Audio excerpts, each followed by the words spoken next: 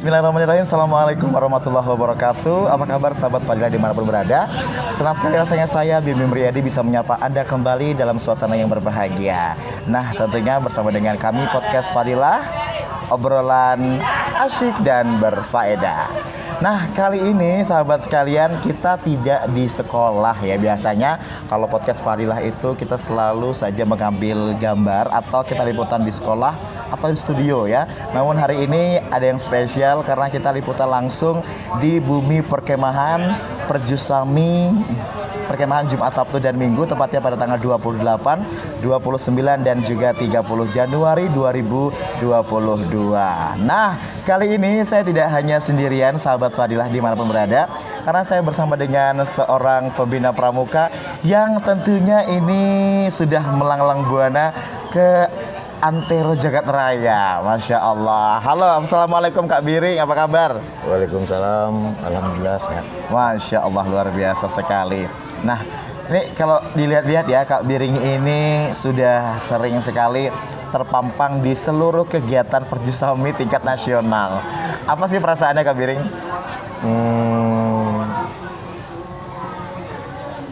Perasaannya sih asik karena ya. di dalamnya itu kita bertambah teman, bertambah pengalaman, Ya. dan bertambah tahu bahwasannya alam yang ada di luar pasti beda yang ada di dalam sekolah. Betul. Berarti bawaannya memang happy saja Kak Iya, Biring happy ya? saja. Betul. Karena di dalam perkemahan, walaupun kita tetap squad is jolly game, tetapi semuanya itu mempunyai koridor. Tidak ada yang tidak mempunyai disiplin. Tetap game, disiplin tetap disiplin. Wow, luar biasa sekali. Nah, kebetulan kan saya ikut juga nih dalam kegiatan Perjusami yang sudah berjalan kurang lebih 2 hari. Kegiatannya banyak tentang agama justru ya. Ada sholat tahajud, bahkan di pentas seni pun diganti dengan pentas sholawat. Ini satu hal yang baru sebenarnya Kak Biring ya. Menurut Kak Biring bagaimana Kak Biring? Ini apakah baru dilaksanakan di sini atau memang sebelum-sebelumnya pernah dilaksanakan yang seperti ini? Nah, ini kalau untuk Yayasan Darul Fadilah, kita set yang begini rupa karena pengalaman kita 2 kali kita membuat kegiatan Perjusami. Rata-rata kita langsung ngambil konsep yang biasa-biasa saja. Biasa-biasa aja. Karena saya pertama dulu Bulu Cina, yang kedua di Pulau Cinta. Setiap upacara kita tidak pernah ada selawatan atau baca Al-Quran, doa nggak ada, kita langsung upacara. Tetap upacara itu menurut standarisasi daripada standar kepramukaan. Karena upacara tetap upacara nasional. Jadi sekarang kita rubah konsepnya semua. Kenapa kita rubah? Kita pingin anak-anak ini merubah image. Jadinya kalau sekolah kita Islam terpadu, jadi kita harus semua kegiatan kita yang di dalam kegiatan ini semuanya bernuansa Islami. Walaupun dibaluti dengan kegiatan pramuka. Jadinya konsepnya ya menuju manusia yang beriman dan religius, pemimpin yang religius gitu. Wow, luar biasa sekali. Kalau dilihat-lihat mungkin ini kalau di Pekanbaru khususnya Kak Biring ya masih sangat baru sekali. Tapi mudah-mudahan nanti di kedepannya mungkin banyak sekali ya program-program Perjusami yang memasukkan unsur-unsur Islamnya. Iya. Nah Kak Biring, kalau boleh tahu nih Kak Biring ya, di SMA Fadilah SD MTS itu kan sering banget nih melaksanain kegiatan Perjusami. Nah untuk tahun ini sendiri kira-kira berapa peserta nih Kak Biring? Ini kita kondisikan itu sebanyak 204 peserta. 204 peserta. Dengan bidamping sebanyak digabung dengan panitia sebanyak 40 orang. Kalau kita bicara dengan keadaannya sebenarnya 40 bidamping itu tidak bisa memegang sebanyak 204 anak. Betul. Tidak balance gitu. Tapi alhamdulillah kita dibantu dengan andalan daripada SMA Fadilah yang disebut namanya Sangker. Jadinya panitia beserta dewan guru itu kakak-kakak bidamping terbantu dengan keberadaan para andalan atau kalau di dalam kegiatan kita sebut dengan Sangker, yakni anak-anak dari SMA Fadilah. Wow, luar biasa. Nah, sahabat Fadilah, ini luar biasa sekali. Teman-teman bisa juga hadir nih di kegiatan Perjusami Yayasan Darul Fadilah, tepatnya di Buluh Cina ya Kak Biring ya, Iya. di Buluh Cina. Nah, kira-kira setelah ini apa lagi kegiatan Kak Biring? Ini kan udah malam nih ya, suasananya seru nih.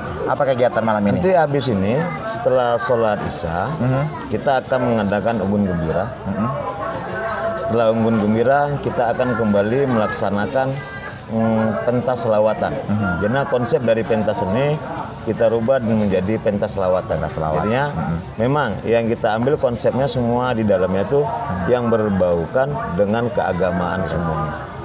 Luar biasa sekali. Nah, kemudian Kak Biring, apa sih kesulitan nih yang dihadapi oleh kakak-kakak pembina? Karena kebetulan kan di kegiatan ini bukan hanya siswa SMA saja, melainkan ada SD juga MTS. Apa nih kendala-kendala atau kesulitan-kesulitan Kak Biring? Kendalanya sih kalau kita kemah baik tingkat dimanapun semua itu punya problema Kak. Iya betul. Kalau kita berbicara dengan air itu pasti. Iya, Kalau kita berbicara dengan penerangan itu pasti. pasti. Tapi konsepnya tetap yang kita laksanakan, yang kita kerjakan ini kita sebatas kemampuan kita. Betul. Airnya sekian, penerangannya sekian. Jadinya kalau kita minta peserta dan pendamping minta sempurna, semuanya tuh on time, airnya ada, sholatnya bisa berjamaah. Iya. Itu melihat keadaan ini paling nggak bisa kita laksanakan hanya 70%. Kenapa? Karena semuanya terbatas. Jadi alhamdulillah selama 2 malam, ini malam kedua kita masuki, peserta semua tetap antusias, ya. Tidak ada kendala baik di lapangan, ketika hacking juga tidak ada masalah, problema, dan begitu juga dengan pendamping semua tetap komunikasi yang harmonis. Betul.